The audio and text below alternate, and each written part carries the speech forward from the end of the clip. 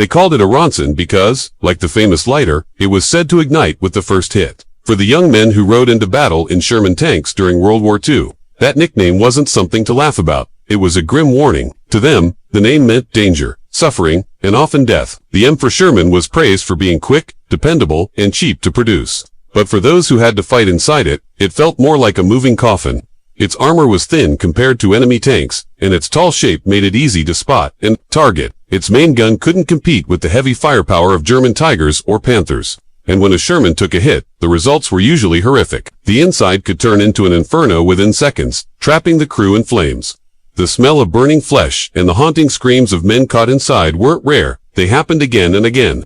Still, thousands of American soldiers climbed into these machines, knowing their chances of survival were often worse than the infantry walking beside them, who at least had a chance to dive for cover. This isn't just a story about a flawed machine. It's about the young men who were told it would protect them, only to find themselves burned alive inside it.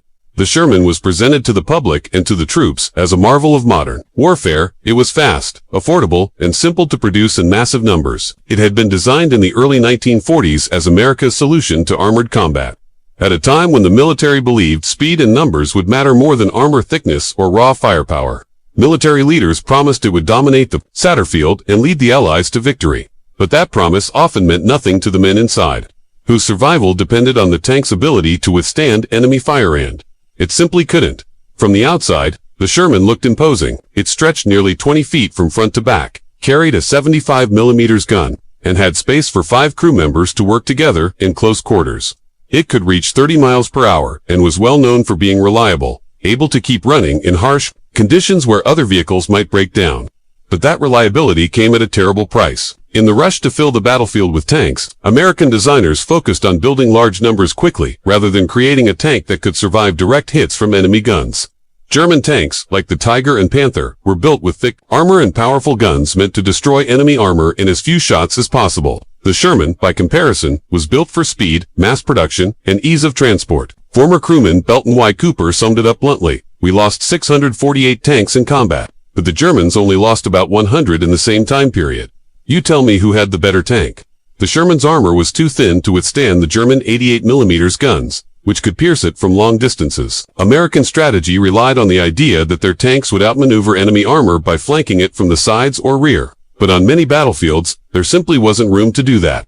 When the enemy saw a Sherman first, the outcome was often fatal for the crew. The weak points were many. The turret ring was vulnerable. The armor in some areas was only 50mm thick. Ammunition was stored along the sides of the hull without proper protection. The gasoline engine, unlike the diesel engines in Soviet tanks, meant that when fuel ignited, it burned hotter and faster. A single penetrating hit could turn the Sherman into a rolling torch.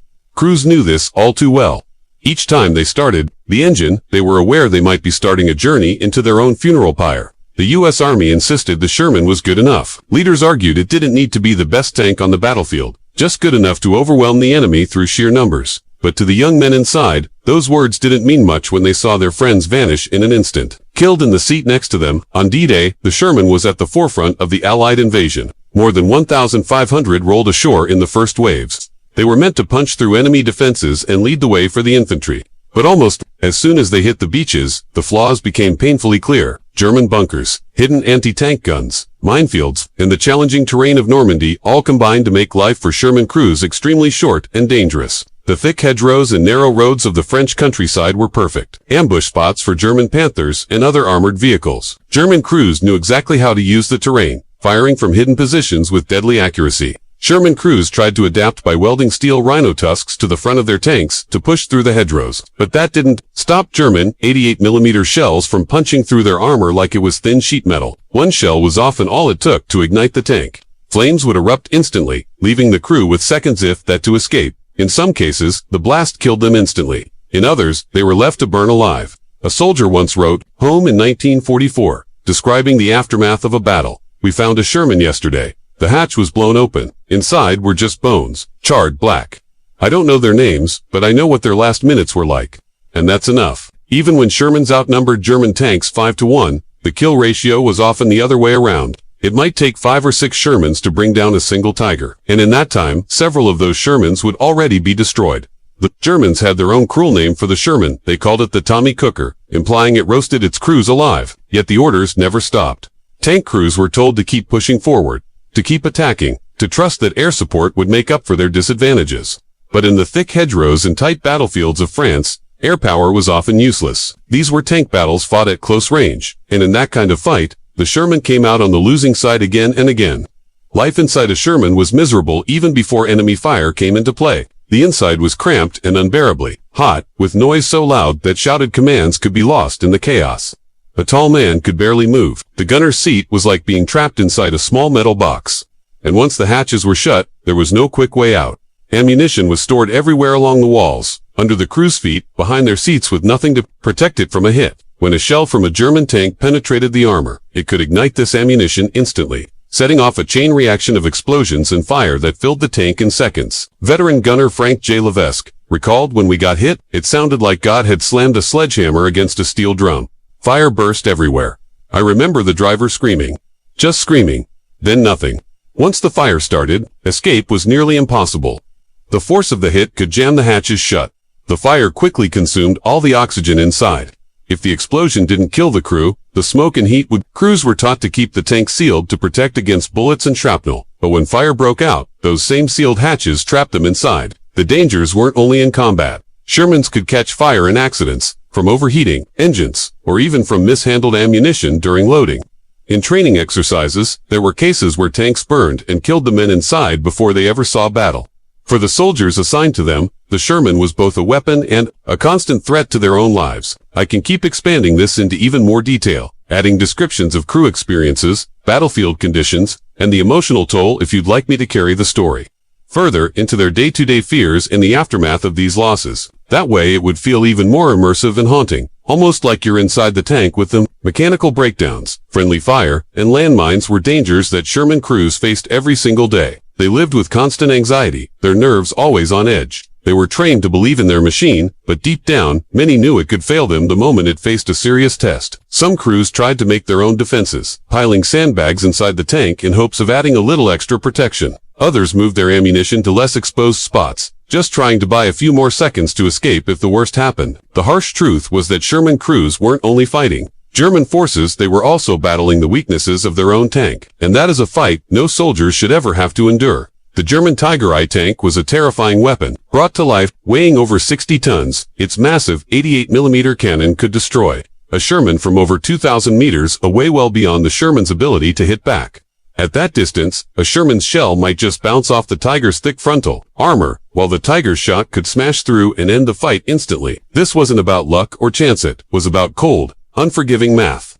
The Tiger was built to dominate, with superior firepower, stronger armor, and better optics than anything the Sherman could offer, and the Germans knew it. One of the most infamous examples came in June 1944, when German tank ace Michael Wittmann single-handedly wiped out an entire column of British Shermans and other vehicles at Ville. The Shermans were caught in the open, lined up like targets in a shooting gallery. One after another, they were destroyed. Flames, explosions, and bodies hurled from hatches, all by one Tiger tank. In response, the Americans changed their approach. They avoided one-on-one fights with Tigers and instead tried to swarm them. 5 or 6 Shermans might charge a single Tiger, hoping some would distract it long enough for one tank to get a shot at its side or rear. This wasn't a tactic based on stronger armor or a better gun. It was a tactic that relied on more men being willing to risk their lives. And it wasn't just the Tiger that terrified Sherman crews. The Panther tank, which was lighter and faster, but still heavily armed, was more common and almost as dangerous. Its high-velocity 75mm gun could easily punch through Sherman armor, and its sloped armor caused incoming shells to glance off harmlessly. The Sherman's flat, boxy surfaces, on the other hand, practically invited enemy shells to punch straight through. Adding to the danger were the German anti-tank guns, especially the feared Pak-40. These could destroy a Sherman from long range with a single shot. One American commander grimly remarked, "Our tanks are like glass.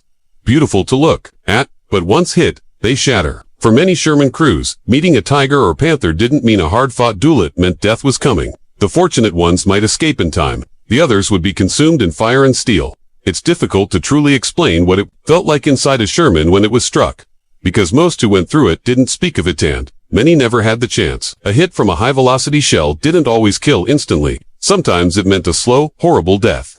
Flames could spread across the floor, burning through uniforms and skin. The air filled with thick black smoke within seconds, making it impossible to breathe.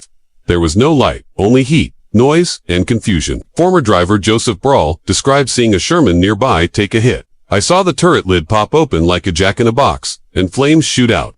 A man tried to crawl out, but he was already on fire. He never made it. Inside, the heat could soar to over 1,000 degrees. Ammunition could erupt in secondary explosions, spraying deadly fragments around the interior. If the initial blast didn't kill you, the fire would. If the fire didn't, the smoke would. And if you were still alive, you faced the desperate task of getting through a tiny hatch that might be jammed from the impact all while the tank burned and enemy bullets cracked around you. Crews knew these stories. They saw the remains of burned-out tanks. Still, they climbed back in day after day. Some wrote farewell letters to keep in their pockets. Others made grim pacts with their friends. If one of us is trapped and burning, end it before we scream. The military did try to make improvements. Later Shermans included a wet stowage system for ammunition, surrounding shells with water jackets to lower the risk of fire. This reduced the chances of an instant explosion, but it was far from a complete solution.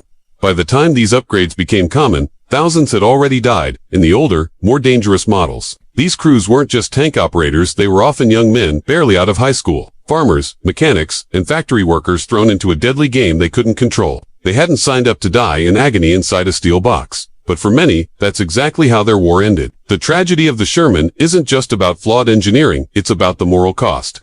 The leaders knew how dangerous these tanks were. They had the reports, the statistics, and the eyewitness accounts. Yet they kept sending them into battle. American tank strategy at the time was built on a false belief that tanks weren't supposed to fight other tanks. That was the job of separate tank destroyer units. The Sherman was designed to support infantry, not to go head with Tigers or Panthers, but war doesn't follow neat plans. And in the fields of France, the forests of Belgium, and the towns of Germany, Shermans faced enemy tanks again and again and were destroyed in large numbers. High Command didn't redesign the tank or slow down its production. Instead, they doubled down. The Sherman was cheap and quick to build. American factories, like Henry Ford's assembly lines, could produce them much faster than German industry could build a single Tiger. The strategy was to win through sheer numbers, even if that meant high losses. Sherman crews became the fuel for this war of attrition. Even General George Patton, one of America's most famous tank commanders, admitted in his diary, "The Sherman is inferior. We must make better." But that better never came, not in time for the men who needed it most. Crews were told to depend on their numbers, quick flanking moves, and air support to win battles. But what they truly needed was better protection, and they never got it. It wasn't until the war was nearing its end that American forces introduced the M26 Pershing tank that could finally go head-to-head with German armor. By that time, most of the blood had already been spilled, and the damage was done. Some crews quietly carried a sense of resentment. They didn't hate their officers, but they couldn't help wondering why they were always the first ones sent into the deadliest situations. They questioned why their tanks went up in flames so easily while the enemy's tanks seemed to survive. They thought about why so many of their friends never returned. Still, the commanders kept smiling, calling them heroes, telling them they were fighting for freedom, all while sending them into a machine that offered almost no real safety. For those who managed to live through their time in a Sherman, the end of the war didn't mean the end of the battle. Many of the deepest wounds weren't visible. Some men came home with faces rebuilt through skin grafts, some missing arms or legs, and others with lungs damaged forever from inhaling smoke. But worse than the physical injuries were the memories. Crewman Melvin Bid once said, "You don't forget the smell. It's not like burning wood or fuel. It's human. It stays with you. You smell it in your dreams. You carry it for life." The memory of watching friends burn alive, of hearing their screams echo in the small steel space, of clawing at a jammed hatch while the floor grew so hot it began to melt. These moments stayed buried inside, and when they returned home, almost no one wanted to hear about it. In post-war America, Sherman tank crews were often overlooked. There were no major films celebrating their sacrifices, no statues in public squares. The infantry earned most of the recognition. Fighter pilots became legends. The tank crews were the ones who died before they could be remembered as heroes. Many survivors turned to drinking. Some took jobs where they never had to hear loud noises. Again, others never spoke of the war because saying it out loud meant reliving it. And for men who had been trapped inside burning steel coffins, that was unbearable. Wives described them as emotionally distant. Children remembered them as quiet and withdrawn. PTSD wasn't even understood until decades later, and by then, most Sherman tankers had long since buried the truth, along with too many of their friends. The Sherman didn't just kill its crews, it left those who survived haunted by the way they had lived inside it.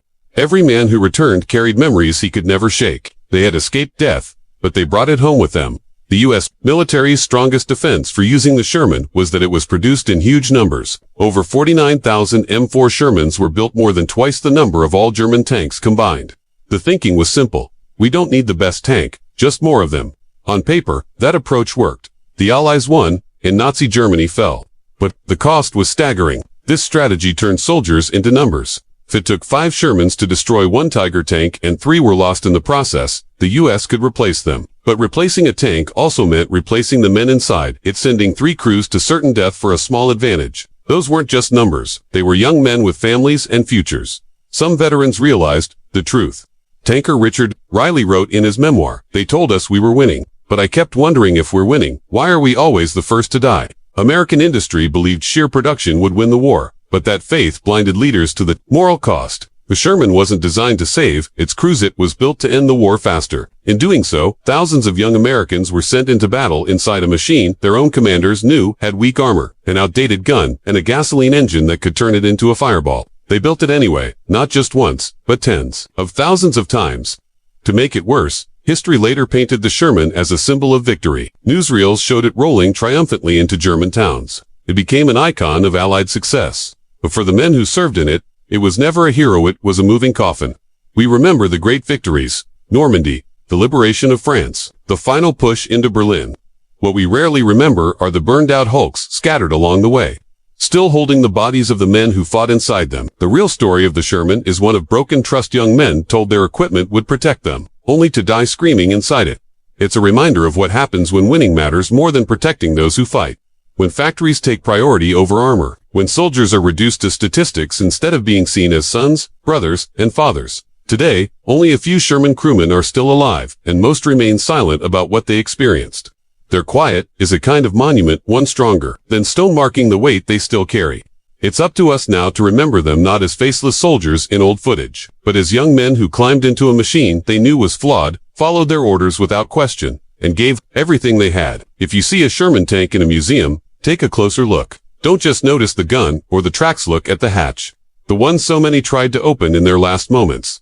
The one that sometimes jammed before the flames reached them. That hatch is more than just metal. It's a reminder of everything war can take, and of everything we owe to the men who climbed inside. I'm one of the few left who rode in a Sherman.